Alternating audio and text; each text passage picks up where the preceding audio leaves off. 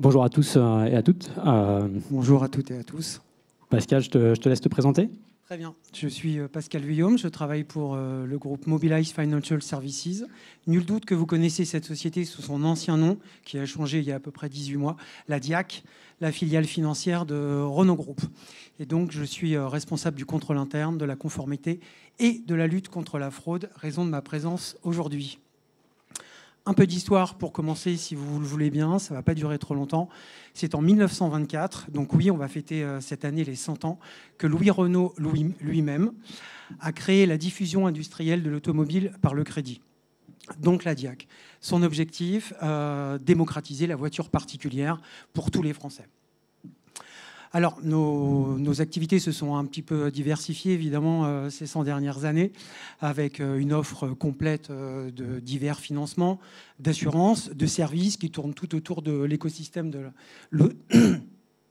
la mobilité et du véhicule. Pour autant, l'engagement fondateur de Louis Renault est toujours ancré dans notre ADN. J'en veux pour preuve que notre mission principale, c'est toujours la même. Aider les marques du groupe dans le développement de leur vente en proposant des financements qui répondent au mieux aux nouvelles attentes, aux nouveaux besoins, aux nouveaux usages des collaborateurs, des consommateurs, pardon. Notre présence dans le monde, 35 pays sur 4 continents, donc Mobilize Financial Services, c'est 4000 collaborateurs qui sont présents partout où est présent les marques du groupe. Deux chiffres à retenir, nous finançons 43% des ventes des marques du groupe, ce qui représente par exemple pour l'année 2023 1 300 000 nouveaux contrats. Merci. Content que tu aies rappelé ce que tu es Mobilize Financial Services, parce que quand j'en parle à mes amis en soirée, personne ne connaît. Les gens connaissent Renault, mais pas encore bien Mobilize Financial Services. Donc moi, je suis François Saunier, je suis CEO de Blackwen. Blackwen, on accompagne les institutions financières comme Mobilize Financial Services dans leur stratégie de lutte contre la fraude. Pour ça, on s'appuie sur un ensemble de technologies mettant en œuvre notamment de l'intelligence artificielle, on y reviendra. Et on va travailler de concert pour établir la meilleure stratégie qui correspond aux enjeux des clients qu'on accompagne, à savoir la réduction de la perte financière, qui est une problématique pour toutes les entreprises, évidemment, d'améliorer la performance opérationnelle en venant appuyer une meilleure stratégie sur la détection de la fraude en réduisant le nombre de faux positifs, donc en limitant l'impact sur les équipes analystes fraude que Pascal gère d'une main de maître. Et finalement, la fraude elle est souvent perçue comme quelque chose de très défensif. Ce n'est pas que de la défense non plus, en fait. On est aussi avec Pascal, et Pascal est devenu un business enabler parce que c'est permettre à l'institution de faire plus de business et du meilleur business. Donc en fait, les réflexions qu'on a avec Pascal et puis d'autres personnes sur cette thématique-là, c'est comment on peut devenir ou comment la lutte contre la fraude peut devenir un outil aussi d'accélération et d'amélioration du business, donc comment on fait du meilleur business. Voilà pour ce que fait Blackwen très très rapidement. Pascal, je voulais te passer la main sur l'histoire un petit peu de notre rencontre et puis revenir sur comment on est arrivé à déployer de l'intelligence artificielle dans le groupe Renault. Pourquoi, comment nous nous sommes rencontrés ? Comme tous les établissements financiers et les banques, nous sommes évidemment confrontés à la fraude, aux tentatives de fraude, et notamment à la fraude documentaire. Donc, quand je parle de fraude documentaire, c'est évidemment des bulletins de salaire falsifiés, des avis d'imposition falsifiés, de fausses pièces d'identité, de faux justifs de domicile. Pour autant, chez Mobilize Financial Services, nous disposons d'un système de scoring interne, évidemment, mais nous disposons aussi et surtout d'une équipe back-office très vigilante, très sensibilisée à ces sujets de détection de la fraude, et voilà, qui est très, très vigilante sur ces sujets. Alors, on pourrait se dire que ces deux dispositifs sont suffisants. C'est sans compter que depuis un certain nombre d'années, une petite dizaine d'années, je dirais, cela s'est plutôt complexifié. Pourquoi cela s'est complexifié ? Il y a un phénomène nouveau, c'est la professionnalisation de la fraude. très clairement, les fraudeurs sont devenus des experts. Aujourd'hui, les dossiers qu'on nous présente sont robustes, sont solides financièrement. Aucune raison de les refuser, a priori. Les justificatifs qu'on nous fournit sont plus vrais que vrais. Voilà, ils sont quasiment authentiques. Et donc, à cela s'ajoute un cran supplémentaire dans la complexification, une nouvelle forme de fraude, qui est la fraude à l'identité, donc l'usurpation d'identité. Voilà, donc tout cela fait que cela nous a paru primordial de renforcer notre dispositif de détection contre la fraude, et c'est ainsi qu'on s'est rencontrés. Ouais, bon, pour poursuivre ça, évidemment, quand on a commencé à entamer nos discussions avec... j'ai utilisé la DIAC, je suis désolé, c'est plus facile à dire que Mobilize Financial Services. Donc quand on a commencé à bosser avec la DIAC, on s'est assis autour d'une table pour définir un petit peu quels étaient les objectifs, les ambitions, quels étaient les besoins. C'est super important dans cette démarche-là. Et ce qu'on s'est fixé comme objectif commun, c'est de réussir à réduire de près de 50% la perte financière subie, donc le reliquat de fraude non stoppé par les outils déjà déployés par Mobilize ou par la DIAC. Et ça veut dire ça que les acteurs financiers, en fait, ont tous en place un certain nombre de solutions. Mais pour autant, il faut s'équiper, continuer de s'équiper et de réagir et de s'adapter aux évolutions qui sont amenées par les fraudeurs et des opportunités dont ils se saisissent, que ce soit des opportunités technologiques. Aujourd'hui, on le voit, une accélération de l'utilisation, une augmentation de l'utilisation d'outils technologiques qui sont très démocratisés par l'ensemble de la criminalité financière.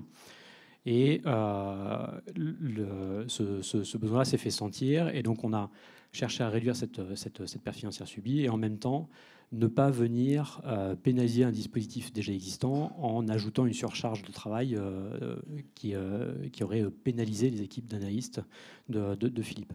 Donc pour faire ça, on s'est fixé comme objectif d'avoir une stratégie d'alerting avec un taux de précision assez performant, de l'ordre de 30%. Ça veut dire qu'une alerte sur 3 qu'on génère dans le dispositif est une alerte qui est qualifiée à la fin comme fraude.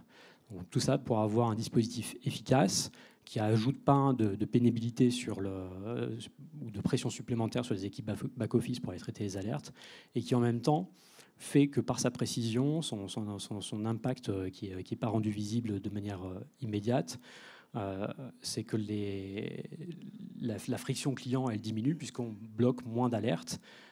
Donc on a moins de clients qui sont en attente d'une réponse. Il y a également cet enjeu de rapidité des réponses chez Mobilize. J'ai pas regardé le temps, et comme je suis très très bavard, j'ai encore un petit peu de temps. Super. Voilà. Du coup, vas-y. Ouais, moi, j'ai envie de rebondir sur les alertes transmises par Blackwell. Donc, comme l'a dit François, c'est approximativement un tiers des alertes transmises par Blackwell qui sont confirmées par nos équipes back-office comme étant de vraies tentatives de fraude. Donc, nous, on est vraiment très, très satisfait du partenariat avec Blackwell. Il y a un mot que tu n'as pas prononcé qui est pour moi le plus important, c'est la confiance. Voilà, les équipes back-office ont confiance dans les alertes Blackwell et donc ont une très grande vigilance et diligente des études approfondies sur ces alertes pour confirmer ou non que c'est une fraude. Donc voilà, c'est vraiment un très beau partenariat qui offre une très belle performance. Blackwell, ce n'est pas seulement un outil d'aide à la détection de la fraude, mais c'est aussi un outil d'aide à la prise de décision, tout simplement, et donc un accélérateur de business. Et un point que tu soulignais sur la confiance, cette confiance, elle est importante, et elle remet en perspective aussi la technologie qu'on utilise ou les technologies qu'on utilise, et la nécessité de ne pas oublier l'humain en fait dans le dispositif. Et l'humain, c'est les équipes. Garde le contrôle de l'octroi, tu as raison. Oui. Les équipes de Pascal qui travaillent d'arrache-pied, nos équipes chez Blackwell aussi qui travaillent d'arrache-pied pour améliorer et toujours maintenir un niveau de performance constant le dispositif anti-fraude. Donc effectivement, dans la lutte anti-fraude, il y a l'IA, une IA très particulière. Après, je ne vais pas m'étendre sur trop longtemps sur les différentes classes d'IA et les modes passés ou les nouvelles modes. Nous, on fait de l'analyse, on fait du scoring prédictif, donc on est dans le prédictif, on n'utilise pas de trucs à la mode de GenAI, pas encore. On regarde comment on peut l'utiliser, mais on est très très loin de l'avoir démocratisé dans l'ensemble de nos outils. Mais pour enfoncer le clou, cette dimension humaine, elle est ultra importante. Et au final, s'il y a un truc sur lequel on s'accorde avec Pascal, c'est qu'il y a un ensemble d'outils. Il n'y a pas que un scoring d'intelligence artificielle, il y a une connaissance, une expertise, d'autres outils qui viennent se compléter également. Mobilize utilise toujours certains de ces outils en propre dans le cadre de la détection de la fraude. Il y a des processus métiers qui existent, des outils de vérification ou de conformité qui vont contribuer à la lutte contre la fraude. Et donc, l'IA ne peut pas être la seule réponse dans ce contexte-là. Ça fera peut-être écho à la conférence d'après sur l'IA peut-elle remplacer l'humain. Vous traiterez ça en long, en large et en travers juste après. Quelques mots pour avancer vers la fin de ce bref échange, Pascal. Du coup, peut-être aussi un des points importants sur lesquels tu travailles, et on travaille collectivement chez Blackwen et dans le cadre du Fraud Scoring Lab, qui est un cercle de réflexion auquel Pascal participe, mais d'autres acteurs aussi du risque. Mais on se pose des questions sur les enjeux actuels auxquels vous faites face et qui doivent nous amener à réfléchir à comment adresser les risques à venir demain, parce qu'il y a quand même beaucoup de transformations, en tout cas dans le monde dans lequel tu opères. C'est une bonne question. La liste va être non exhaustive. Le premier enjeu ou le premier défi de demain, je pense que c'est le bouleversement sans précédent que traverse la filière automobile. Je vais évidemment parler du passage à l'électrique. Ça ne vous aura pas échappé que les véhicules électriques sont, en tout cas à ce jour, bien plus chers que des véhicules thermiques. Donc ça nous engage, ça nous oblige, les filiales financières, à repenser, à revoir nos offres de financement afin qu'on puisse continuer à proposer des offres attractives avec des loyers accessibles à tous et que ce ne soit pas réservé à une certaine partie de la population. Je pense que c'est important. Le deuxième enjeu, c'est peut-être dans les grandes villes et les grandes métropoles. Aujourd'hui, les consommateurs, ils sont en train de revoir la place de l'automobile dans leur quotidien et ils repensent leurs usages. Donc pareil, on doit penser à d'autres formes de financement, de possession, d'acquisition, de location, voilà, qui répondent à ces nouveaux usages. Et enfin, c'est peut-être leur faire beaucoup d'honneur, mais je vais terminer par les fraudeurs. On doit rester en vigilance constante, vraiment tout le temps en veille, parce qu'ils font preuve de beaucoup d'ingéniosité et ils utilisent avec beaucoup d'habileté, en tout cas bien mieux que moi, les nouvelles technologies. Donc vigilance constante, mais je suis assez confiant parce que j'ai Blackwen à mes côtés. Ça, c'est super gentil. Donc attention, pas de... Merci Pascal pour ce mot. Je suis très touché. En fait, on est quand même bien conscient qu'il y a quand même des grandes transformations qui sont en train de s'opérer, avec de l'accès à plus de technologies, plus d'informations pour nous, mais aussi pour le monde de la criminalité financière. Des transformations sociétales. Oui, des transformations sociétales, avec peut-être dans les mois à venir un peu plus de pression sur la vie économique des particuliers qui vont être peut-être tentés de sombrer vers ce monde de la fraude qui est valorisé et glorifié sur Internet. Donc des nouvelles menaces, des changements d'habitudes de consommation.